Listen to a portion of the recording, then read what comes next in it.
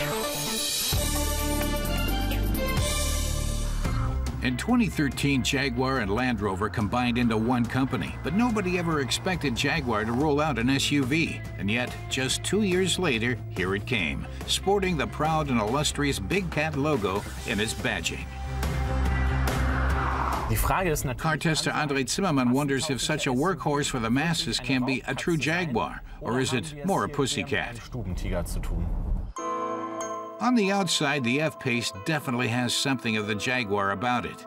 The design is inspired by Jaguar's F-Type sports coupe. The F-Pace we tested had the R-Sport trim with bi-xenon headlights and 19-inch rims.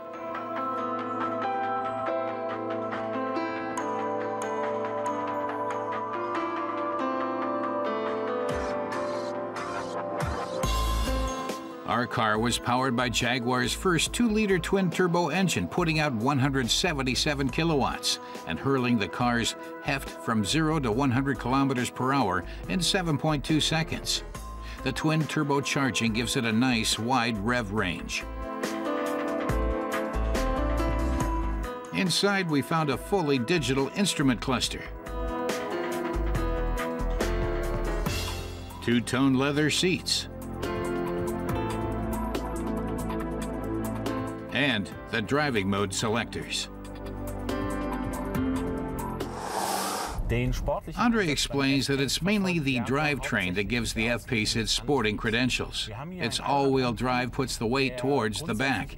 In contrast to the all-wheel drive offered by many car makers, that's based on front-wheel drive.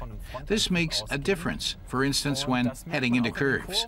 Understeering isn't so much a problem here, and being pushed from behind instead of pulled from the front gives it more of a sports car feel.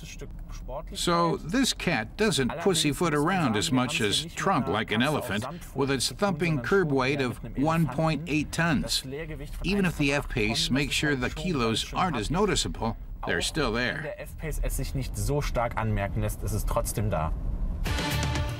The F-Pace can switch from rear-wheel to all-wheel drive in 1/10 of a second, but it only does so when the road gets slippery. Under normal conditions, only rear-wheel drive is engaged. The F-Pace's dynamic drive mode can be used as the sport setting or configured to individual tastes. What Andre especially likes about the dynamic mode is how it sets the suspension. It's a bit stiffer, but not so much as to make it uncomfortable. Many car makers are convinced that the suspension has to be hard as a board and completely uncomfortable to qualify a car as sporty, but he disagrees. Since the F-Pace is an SUV, we can do with a bit more comfort than in real sports cars. A big help is the active dynamic system, which analyzes not only the road surface, but also the driving style up to 500 times a second and adjusts the suspension accordingly. The equipment package costs around 1,500 euros extra in Germany and also includes the configurable dynamic mode. As far as Andre is concerned, the F-Pace is more a pussycat than a real predator after all. That's primarily because SUVs are now targeted at the general car buying public, so they have to be able to please everyone. That keeps them from being uncompromisingly sporty. Even so, the handling is definitely sportier than with most SUVs, so this is a good choice for people looking for something a bit sportier, but not necessarily a higher-up race car. A high center of gravity and weight always takes away from the sportiness, of course, but the F-Pace is a vital part of Jaguar's model range.